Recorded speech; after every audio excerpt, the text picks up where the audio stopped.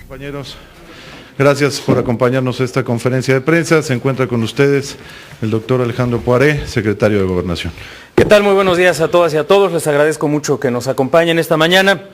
Como ustedes saben, desde el primer día de la administración del presidente Felipe Calderón hemos llevado a cabo una estrategia a favor de la seguridad, en contra de la delincuencia, para poder garantizar la seguridad de todos los mexicanos. Esto bajo una estrategia nacional que tiene objetivos definidos, que ha sido integral en su implementación y que se ha llevado a cabo en un marco de colaboración con los distintos órdenes de gobierno, con los poderes de la Unión, y que ha tenido logros importantes en los tres ejes, en el debilitamiento de las organizaciones delincuenciales, en la transformación institucional, en la reconstrucción del tejido social, y en virtud de ello hoy contamos con instituciones de seguridad y de justicia más fuertes, más confiables que las que recibimos hace 6 años y en las cuales tenemos que seguir trabajando. Les doy 2 ejemplos que ya hemos comentado en este y otros foros, pero que resaltan el grado de avance institucional que se ha tenido y también en alguna medida la tarea que todavía se tiene que hacer en los meses y años por venir. En el año del 2010 nuestro país no contaba a nivel estatal con ningún centro de control de confianza acreditado para hacer los controles de confianza de los policías estatales y municipales. Ni uno solo a nivel nacional. Esto incluso a finales del 2010, noviembre del 2010, 0 centros de control de confianza acreditados a nivel estatal.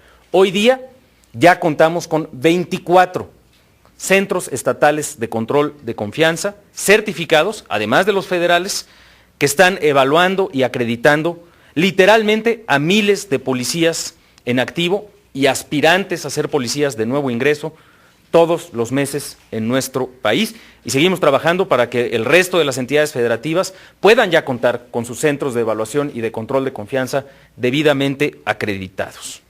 Gracias a este esfuerzo, que es un esfuerzo que ha contado con el respaldo, con los fondos federales y con el impulso de los gobiernos de los estados, hoy día México ya cuenta con más de 113,000 policías que han sido declarados aptos después de su control de confianza para el servicio a los ciudadanos. Es decir, ya contamos con más de 113,000 elementos estatales y municipales del total de 430,000. Esto nos da una dimensión del avance, pero también de la tarea que se tiene por delante para poder acreditar al resto de los policías que a final de cuentas están en el contacto directo y permanente con la población en el ámbito estatal y municipal. Este es un avance que representa una transformación fundamental para la historia de nuestro país y de la misma manera hay que destacar pues, el avance significativo que se ha dado en la propia Policía Federal, que al inicio de la administración solamente contaba con cerca de 6,500 policías federales y hoy tenemos más de 38,000 elementos certificados, de los cuales cerca de 8,000 tienen un nivel universitario y están dedicados a las tareas de investigación, de análisis, etc. Sin embargo, también estamos conscientes que a la par que contamos con esta transformación institucional, todavía tenemos retos significativos en materia de seguridad y de tranquilidad. Y uno de ellos se refiere específicamente a reducir los niveles de impunidad. Según distintos datos que se han hecho y distintas encuestas ciudadanas, recientemente la organización México Evalúa señalaba en un informe que aproximadamente solamente 2 de cada 10 delitos que ocurren en México, de la totalidad de los delitos de robo, de extorsión, etcétera, solamente cerca de 2 de cada 10 son los delitos que se denuncian ante las autoridades. Esto, como bien sabemos, está directamente vinculado a los niveles de desconfianza que obviamente aún existen entre la ciudadanía respecto de sus policías, de sus ministerios públicos y de sus jueces. Esto particularmente pues, se refleja en las llamadas o relativamente poco flujo de llamadas que se da ante los centros de emergencia y de denuncia por el propio temor muchas veces que existe de que sean las propias autoridades que reciben la llamada las que utilizan mal esa información en contra de los ciudadanos eventualmente. Es por ello que como parte de este esfuerzo de depuración que están haciendo los estados y los municipios, el gobierno federal y particularmente en el Secretariado Ejecutivo del Sistema Nacional de Seguridad Pública, hemos enfatizado como una de las prioridades a depurar los llamados C4s, los centros de control y de comando y de llamadas de los ciudadanos, en donde el número de emergencia de los ciudadanos llega a la llamada y ahí es donde se recibe, se registra y se hace el despacho de la información para que las autoridades policiales actúen sobre una denuncia de robo, de secuestro, de extorsión, etc. Hemos insistido en que estos C4s, así como las unidades de combate al secuestro, así como los mandos superiores de las propias corporaciones policíacas, estén integrados exclusivamente por personal que ya haya pasado por su control de confianza y que ya haya sido declarado como apto en ese control de confianza. En la medida en la que tengamos la certeza de que todo el personal del C4 es personal apto para prestar sus servicios, pues vamos a ir minimizando los riesgos de que una llamada de emergencia no sea utilizada debidamente. Y vamos a minimizar los riesgos de que exista un abuso derivado de una llamada a un C4 de una entidad o de un municipio. Nuestro país hoy cuenta con 27 centros de control, comando, cómputo y comunicaciones, que es como se llaman los famosos C4s, en el mismo número de entidades. Y estos centros forman parte de una red pues, muy compleja, la verdad, de más de 200 números de emergencia para distintas materias en el orden local en el país, que cubren prácticamente la totalidad de los municipios. ¿Esto qué nos dice? Que tenemos un problema de que no todos los delitos, o un porcentaje importante de los delitos que ocurren, no se están denunciando. Que la ciudadanía tiene pues, muchos números distintos a los cuales llamar de emergencia y que existe cierto grado de desconfianza de quiénes están recibiendo esa información y cómo se está utilizando. Nos dice también que estamos avanzando en la depuración de esos C4s, pero que es indispensable acelerar el paso.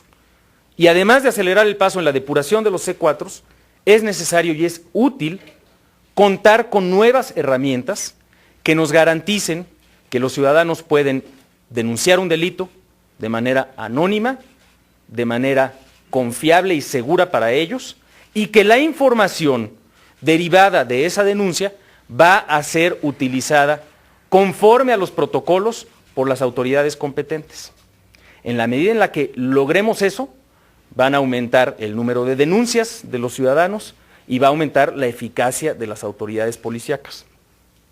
Es precisamente con esa idea y en ese marco que asistí, como ustedes saben, la semana pasada a una conferencia en los Estados Unidos, convocada por Google Ideas en Los Ángeles, California, una conferencia, una cumbre de información 2012, dedicada a buscar cómo combatir a las redes ilícitas que se vinculan con distintos delitos. En esa reunión en la que estaban pues destacados emprendedores, funcionarios públicos, programadores, estudiosos del fenómeno de las redes ilícitas, expresé precisamente que la tecnología nos podía ayudar a acelerar el paso en darle a los ciudadanos un mecanismo seguro y confiable para poder denunciar delitos y que esas denuncias pudieran ser verificadas por grupos de ciudadanos. Nosotros hemos hecho un esfuerzo importantísimo en el gobierno federal por mejorar nuestras redes tecnológicas, por mejorar nuestros sistemas de bases de datos y la información con la que se cuenta. Conocen ustedes, por supuesto, Plataforma Única, Plataforma México, de la Secretaría de Seguridad Pública. Conocen, por supuesto, el Sistema Único de Información Criminal de la Procuraduría General de la República. Pero aquí de lo que se trata es de convocar y de utilizar dos elementos fundamentales que pueden darnos un paso significativo en el avance de las denuncias y en la reducción de la impunidad. Primero, hoy en México existen 95 millones de líneas de teléfonos celulares. Eso quiere decir 95 instrumentos, 95 millones de instrumentos en manos de habitantes de nuestro país que pueden convertirse en herramientas seguras y confiables de denuncia anónima. Y por eso es que en esta conferencia, y hoy reitero ese llamado, yo hice una invitación abierta a técnicos, estudiantes, ingenieros, programadores, organizaciones de emprendedores, a generar una aplicación, un software, que nos permita lograr dos cosas. Primero, que en cada teléfono celular, sea de la compañía que sea de la marca que sea, existen mecanismos rápidos y sencillos para denunciar algún posible delito ante el C4 local, de manera inmediata, con alguna clave, con algún botón, con alguna llamada específica, de manera anónima, garantizando, eso es fundamental, garantizando que no se va a saber quién es la persona que hizo la llamada. Puede ser a través de un mensaje de texto, puede ser a través de una conexión telefónica, a través de una conexión de red. Y no solamente que se va a hacer una denuncia anónima, incluso podríamos pensar en mecanismos en los cuales pues, los propios teléfonos traen una cámara fotográfica o alguna cámara de video y que eso llegara como información al C4. ¿Pero qué se necesita? Pues no solamente ese mecanismo de denuncia, se necesita también que podamos garantizar que esa información que llegó a ese C4 fue utilizada conforme a protocolo y que nadie hizo un uso indebido de esa información. ¿Para qué? Precisamente para ir generando una cultura de denuncia anónima basada en una red verdaderamente extraordinaria de instrumentos para ello, que son los 95 millones de teléfonos celulares, y por otro lado, grupos de ciudadanos que vigilen el funcionamiento de los C4s a nivel local. Es decir, que la propia tecnología desarrollada permita de manera sencilla, eficaz, transparente, garantizar que si llega una llamada anónima a un C4, esa llamada anónima pasa de quien recibe esa información o esa denuncia anónima, pasa de quien recibe esa información a la persona responsable de mandar una patrulla, de verificar que si está ocurriendo el delito o no, de mandar un ministerio público para que se haga la investigación y que la actuación eventualmente de la autoridad responsable, de la patrulla, del policía, del ministerio público, del investigador, pueda ser auditada por grupos ciudadanos con base precisamente, no solamente en la aplicación que manda la denuncia, sino también en la forma en la cual esa información se usa, se procesa y se recolecta en los centros de llamadas. Yo estoy convencido que en México existe la creatividad, el talento, el ingenio, la preparación, la capacidad de estudio y de desarrollo de herramientas sencillas que utilicen esos dos elementos, la amplia red de teléfonos celulares que existe y por otro lado la disposición de los grupos de ciudadanos a verificar el cumplimiento de sus autoridades con base en mecanismos de software que nos permitan hacer este proceso de denuncias más transparente y más eficaz. Es por eso que el llamado que hice en esa ocasión, hoy lo reitero.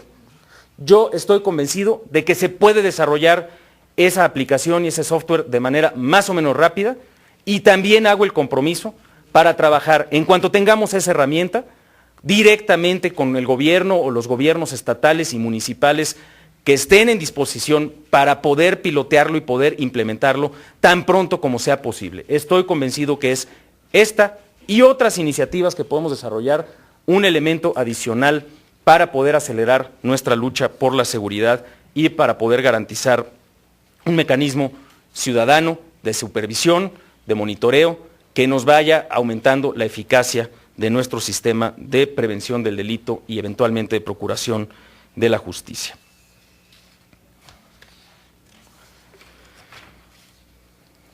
Amigas y amigos de los medios de comunicación, el próximo 2 de agosto se llevará a cabo una nueva sesión, la 23ª sesión del Consejo Nacional de Seguridad Pública.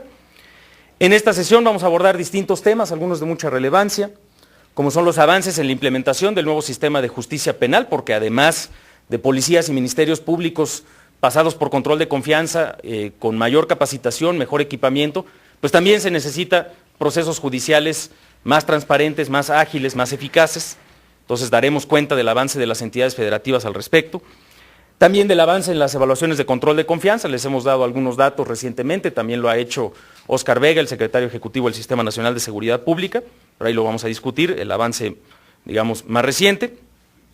Y también buscaremos ahí el acuerdo de los integrantes del propio Consejo Nacional de Seguridad Pública para integrar de manera permanente a los 5 representantes de la sociedad civil como invitados a las sesiones del propio Consejo. Esta es una decisión muy importante. Ya se ha visto en distintos ámbitos que cuando tenemos la participación comprometida, seria, responsable de distintos representantes de la sociedad civil, avanzamos más rápido. Así se ha visto en las mesas de trabajo en Todos Somos Juárez y así se ha visto en distintas instancias de participación ciudadana con ciudadanos comprometidos con el tema de la seguridad. El país necesita una participación activa y comprometida de la sociedad y tenemos que encontrar los mecanismos para que podamos garantizar esta participación de una manera eficaz, también en el seno del máximo órgano de coordinación en materia de seguridad pública, que es este Consejo Nacional. Quiero reiterar simple y sencillamente que en el Gobierno federal estaremos trabajando todos y cada uno de los días de esta administración para lograr ese propósito de vivir en un México más seguro, más justo, más libre y más próspero. Estoy atento a sus preguntas. Muchas gracias. Lorena López, de Milenio. Gracias, buenos días. Secretario, sobre este asunto de la ley de víctimas, quería preguntarle si hay disposición del gobierno federal de retirar la controversia, si se negocia de manera, bueno, si en lugar de eso se negocian ya los cambios, las observaciones que ustedes pidieron. Y quería preguntarle qué podría contestar a algunos diputados que en algún momento hablaron de un juicio político contra usted por desacato, por no cumplir con esta publicación de la ley de víctimas en el Diario Oficial. Gracias, Lorena. Lo primero que hay que decir es que la atención a víctimas ha sido y seguirá siendo una prioridad del gobierno federal. Tenemos que encontrar los mejores mecanismos para ello. La Secretaría de Gobernación ha actuado en todo momento con estricto apego a nuestra Constitución y a la ley. Las observaciones, el debate, digamos, sobre si la Secretaría de Gobernación actuó dentro de sus atribuciones o no, se refiere muy puntualmente a si estábamos obligados o no a publicar la ley. En la apreciación del Gobierno de la República, nosotros entregamos las observaciones al Congreso en la fecha que nos lo permite la Constitución. Precisamente para poder llegar a una solución, en virtud de que el Congreso de la Unión tenía la alternativa de decir, bueno, pues recibimos las observaciones y vamos a trabajar sobre las observaciones para poder tener una ley lo antes posible, tomaron la decisión más bien de decir, no, publica. Bueno, pues que decida la Suprema Corte de Justicia de la Nación si entregamos en tiempo y forma las observaciones correspondientes. Y eso es lo que estará decidiendo la Suprema Corte de Justicia. Nosotros seremos, como siempre, respetuosos de esa resolución. Y eso simple y sencillamente se refiere a cuando existen diferencias de opinión sobre la interpretación de la Constitución. Para nosotros es muy claro, la ley se puso a consideración del Ejecutivo el 1 de junio, eso nos daba 30 días para entregar las observaciones, entregamos las observaciones en tiempo y forma, y en virtud de eso, pues se tendría que haber hecho un cierto procedimiento legislativo. Será la Suprema Corte de Justicia quien defina las bases de esa decisión y lo que procede respecto a la publicación o eventual análisis de esas observaciones. Estoy explicando la parte, digamos, procedimental jurídica. Pero reitero, para nosotros lo más importante es contar con una buena ley de víctimas. En esa medida es que estamos trabajando ya con los legisladores y con representantes de distintas organizaciones de la sociedad civil para decir, bueno, en lo que se resuelve aquel asunto, pues vamos construyendo un instrumento que evite los problemas que nosotros identificamos, que evite que a las víctimas se les vaya a llevar a través de un viacrucis burocrático para ver si finalmente se les reconoce su estatus de víctima o no, para ver si eventualmente la Secretaría de Salud a nivel estatal reconoce lo que se dijo en una comisión ejecutiva a nivel nacional, para ver si eventualmente se les da el debido seguimiento a las investigaciones y que por el contrario tengamos gran eficacia real en la atención a las víctimas. Ese es el objetivo y eso es en lo que vamos a estar trabajando sustantivamente con los legisladores. Y derivado de las discusiones que ahí tengamos, pues se tomarán las decisiones correspondientes. Antonio Baranda, de Reforma. ¿Qué tal, secretario? Buenos días. Preguntarle varias cosas sobre Buen día, Antonio. Gracias. Sobre este tema de la ley de víctimas, quizá preguntando de una manera distinta, ¿están ustedes dispuestos a retirar la controversia constitucional siempre y cuando los legisladores estén o tengan un compromiso para analizar las observaciones que envió el Ejecutivo? Esto por lo que toca a la ley de víctimas. Sobre los temas que acaba de tratar, preguntarle qué grado de avance tienen en materia de certificación estos C4 que usted está exhortando a acelerar el paso para la aplicación de exámenes de control de confianza. Y bueno, es evidente que para enero del próximo año, que se cumple el plazo para que la totalidad de los policías estén certificados, por las cifras que se han ido mostrando periódicamente, no se podrá cumplir con esta meta. En la próxima sesión del Consejo Nacional de Seguridad Pública, ¿qué exhorto va a hacer el Ejecutivo para pues, terminar esta meta o incluso proponer sanciones jurídicas a los gobiernos que no cumplan con esta situación que ya está por ley? Gracias. Gracias, Antonio.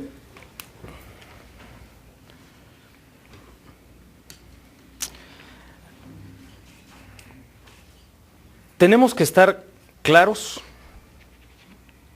del objetivo que todos tenemos. Creo que eso es lo central. El objetivo es que tengamos una ley de víctimas que funcione.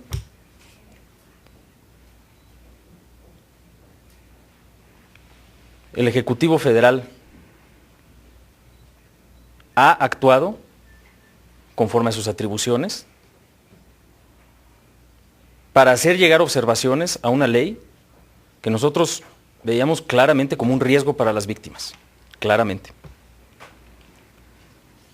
Ahorita, lo que tenemos que hacer es definir cómo queremos que esté nuestra ley de víctimas.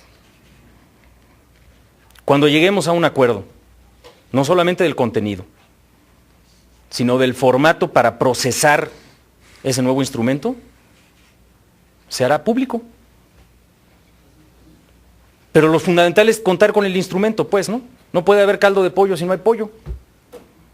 Entonces tenemos que construir el instrumento y tenemos que estar de acuerdo en el contenido. Y ya una vez que estemos de acuerdo en el contenido, pues vemos el procedimiento para lograrlo. Es muy importante lo que dices del grado de avance en los C4. Es parte, si te acuerdas, nosotros establecimos como una principal tarea la depuración de los cuerpos de seguridad desde los mandos superiores hasta los mandos medios. Y todo el Consejo Nacional de Seguridad Pública estuvo de acuerdo. Entonces, justamente, los C4 son parte de estos mandos superiores.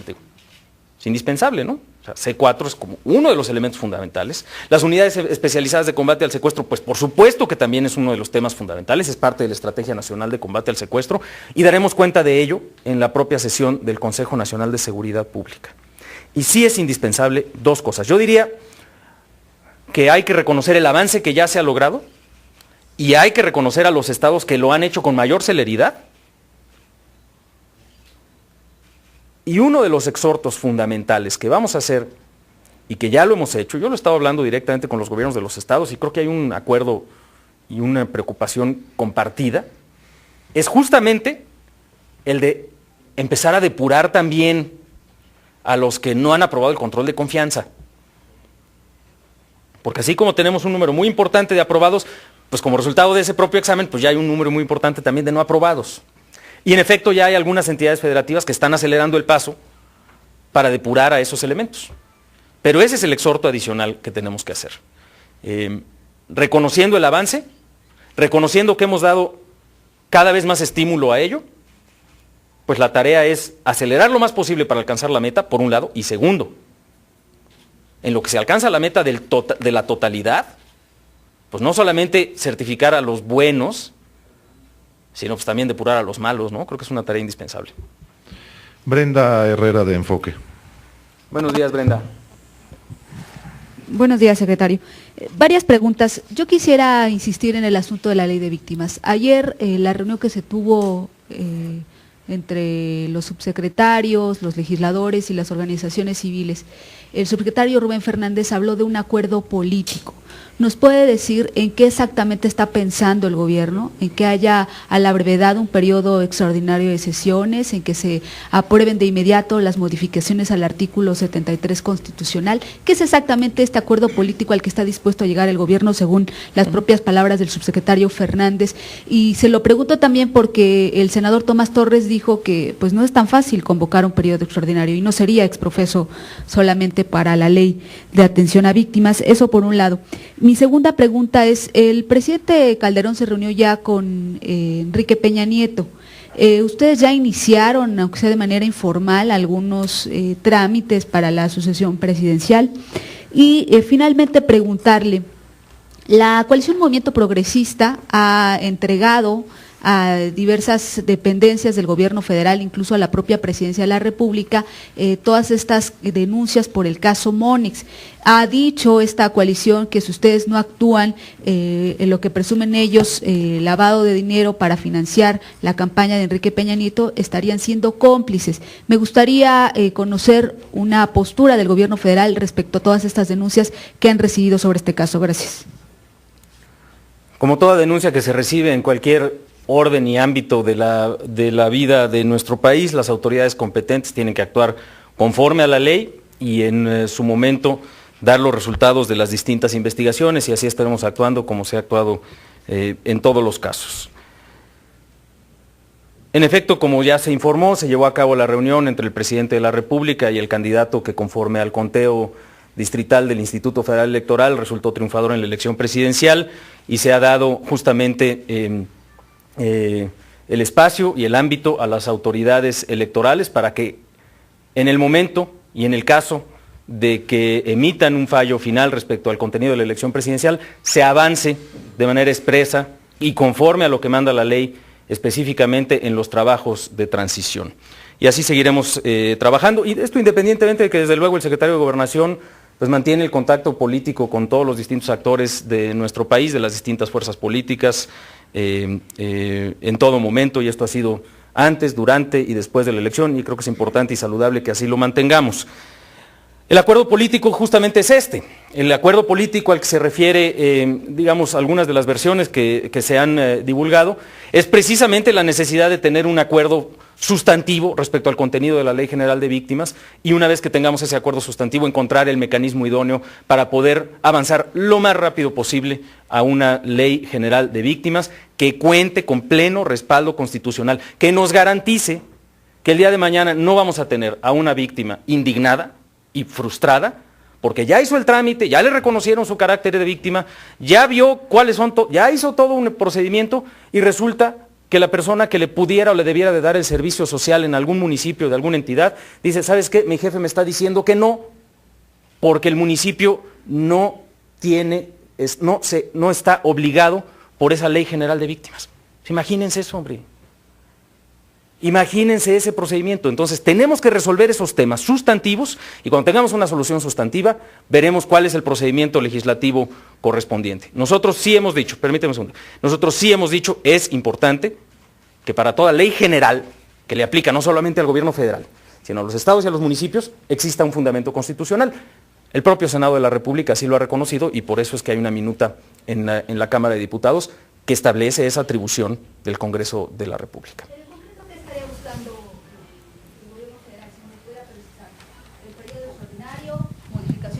Al 73, ¿qué es exactamente lo que está buscando? Y si derivado de estas peticiones que haga al Congreso de la Unión, entonces sí retiran la controversia. ¿Pudiera ser más específico en eso? Lo que estamos buscando es una Ley General de Víctimas eficaz y que se cumpla.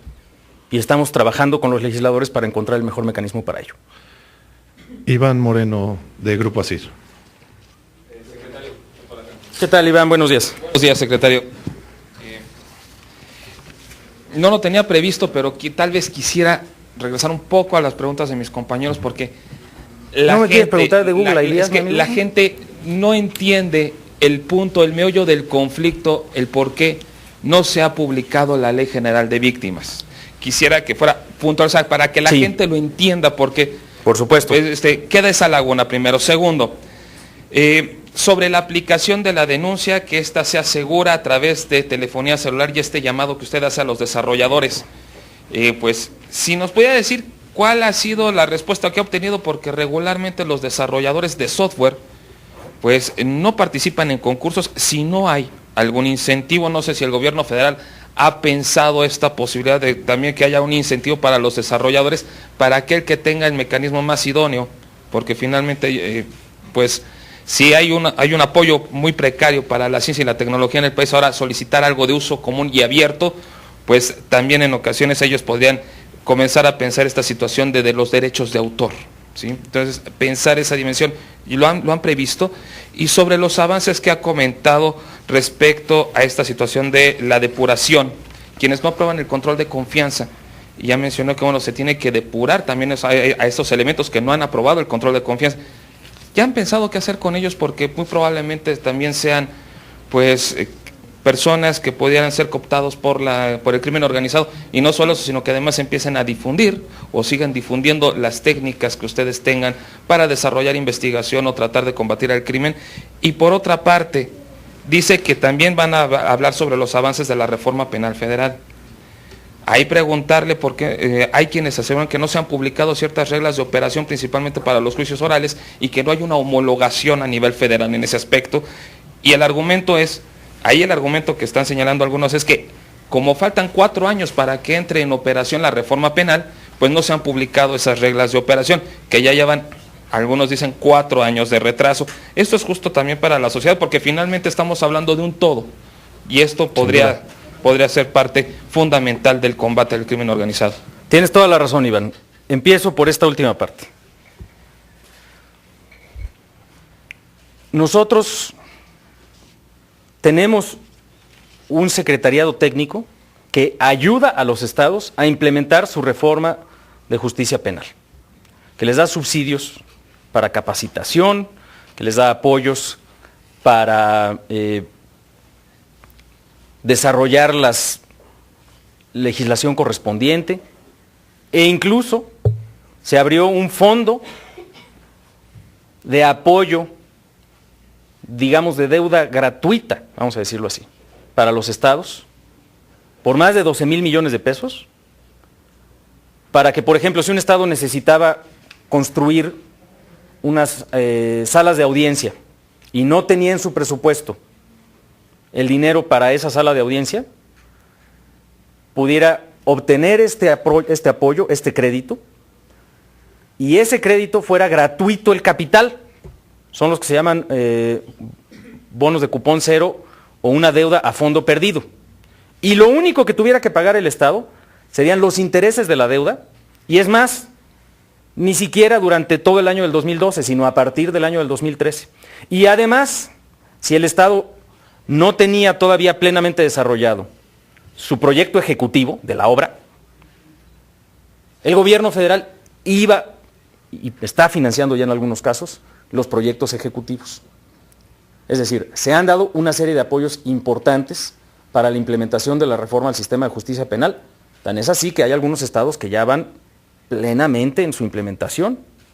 Nuevo León, Morelos también con avances significativos, Baja California, el Estado de México, entre otros. Bueno, respecto a este tema de las reglas de operación, realmente no sé exactamente bien a qué te refieres, pero una cosa que nosotros sí hemos escuchado en algunos foros es que todavía no están los códigos. A ver, el corazón del asunto, el corazón de la reforma tiene que ver con varias cosas. Uno,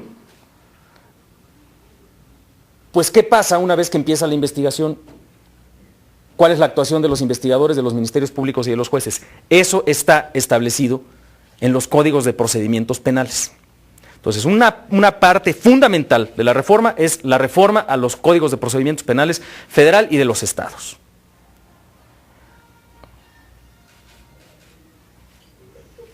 Bien. Yo por eso no traigo el mío, pero bueno.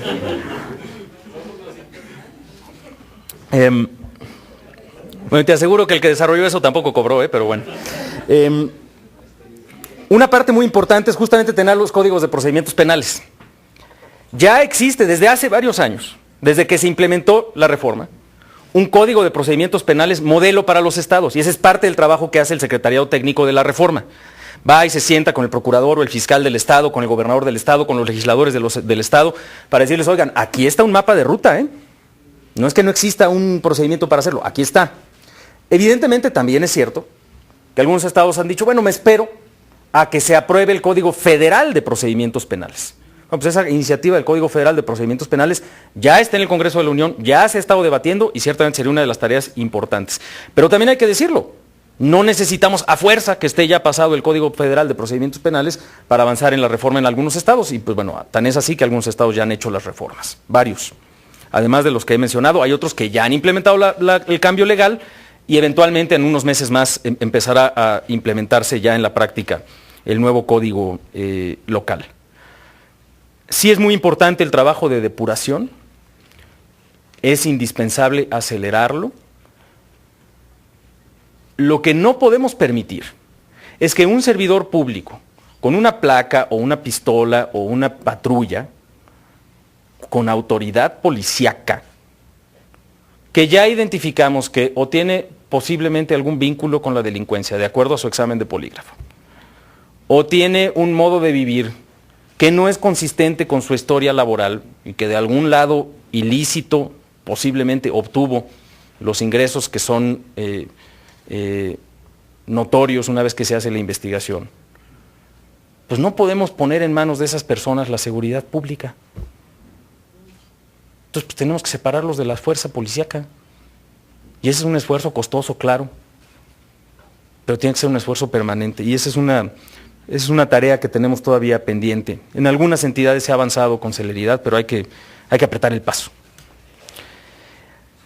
Respecto al llamado a los desarrolladores, pues aquí lo más importante, y ya hemos tenido alguna respuesta, desde el día que hice la invitación esta en Los Ángeles, ya hemos tenido algunas solicitudes, ya hemos tenido algunas propuestas, y creo que aquí lo fundamental y la mayor retribución de cualquier persona que se dedique a esto es la contribución a la seguridad pública de una localidad y el reconocimiento por haberlo hecho.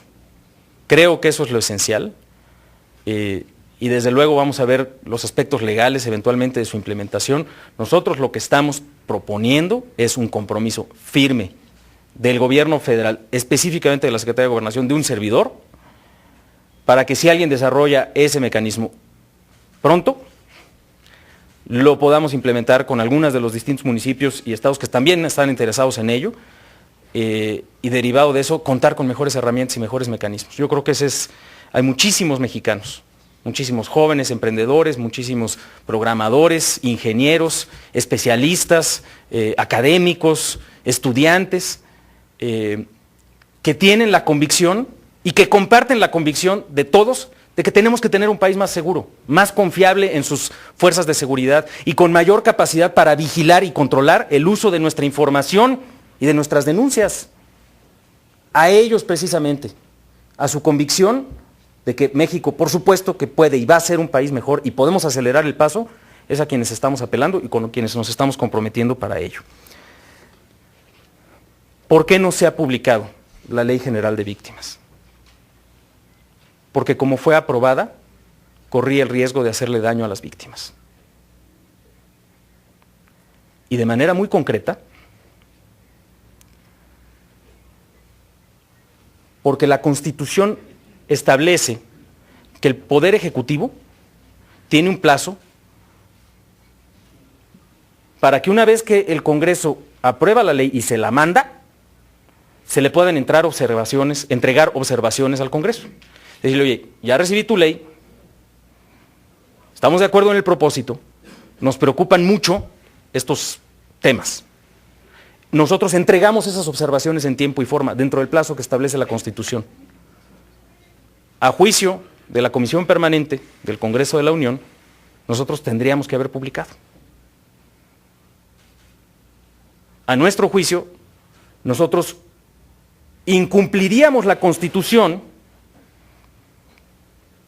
si publicamos una ley a la cual Nosotros le entregamos observaciones y el Congreso no procesó esas observaciones conforme a lo que establece la Constitución. ¿Qué dice la Constitución? Que si tú entregas observaciones a una ley, pues lo tienen que revisar las comisiones y los plenos.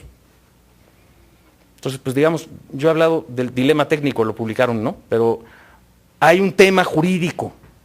Nosotros estamos diciendo desde el punto de vista jurídico, la Constitución le da al Poder Ejecutivo esa participación en el proceso legislativo. Nosotros actuamos dentro de la Constitución y de la ley. A juicio del Congreso de la Unión ese no es el caso. Para eso está la Suprema Corte de Justicia de la Nación y desde esa perspectiva pues están funcionando los poderes de la Unión. ¿Qué tenemos que hacer? Sentarnos y diseñar una ley de víctimas que atiende el propósito que todos tenemos, que es darle esa protección, ese respaldo, ese apoyo a las víctimas, pero garantizar que sea cierto que se les va a dar. Evitar, insisto, una revictimización de las personas, que los haríamos pasar por un viacrucis burocrático y que no tendrían la certeza de que las autoridades de su estado o de su municipio, que es quienes tienen la responsabilidad fundamental por los delitos del fuero común, los atiendan. Imagínense si eso no va a generar más frustración, más indignación y más angustia de parte de las víctimas que dicen, oye, pues ya pasó la ley, ya está publicada. Pues sí, pero ¿qué crees? Que quien te iba a dar la beca, quien te iba a dar el apoyo psicológico, quien te iba a resarcir el daño, dice que la ley no le aplica. Queremos evitar eso. Finalmente, Mariana Medina, de La Silla Rota. Buen día, Mariana, bienvenida. De acuerdo con el libro escrito por uno de los líderes de la familia, de la familia michoacana, hubo un intento de acordar una tregua con el gobierno, ¿esto es cierto? Y en general, si en el sexenio hubo acercamientos de algunos cárteles para negociar con el gobierno. El gobierno de la República lo ha dicho con una gran claridad, no hay negociación, no habrá negociación, lo que existe es la obligación de cumplir y hacer cumplir la ley. Y quien ha cometido los delitos tiene que ser juzgado por la comisión de esos delitos y tiene que ser llevado ante la justicia. Y ese es el objetivo fundamental, precisamente, de construir una estrategia nacional de seguridad, de llevar a los responsables de los delitos ante las autoridades judiciales, de hacerlos responsables ante ellos de estos delitos ante la sociedad y de construir los instrumentos tanto de transformación institucional como de reconstrucción del tejido social que nos permitan vivir con mayores niveles de seguridad y con mayores niveles de tranquilidad. Pero si hubo acercamiento de parte de estas personas. Yo me imagino que a lo que se refieren estas, como son otras expresiones de propaganda de distintos presuntos grupos delictivos, son pues incluso amantas que ellos han publicado, qué sé yo, ¿no? Nosotros la verdad es que en todo momento, ante cualquier expresión de este tipo, se ha establecido con una gran claridad que vamos a cumplir y hacer cumplir la ley, en todo momento. Agradecemos a todos ustedes su presencia. Muchas gracias, Buenos compañeros, días. buen día.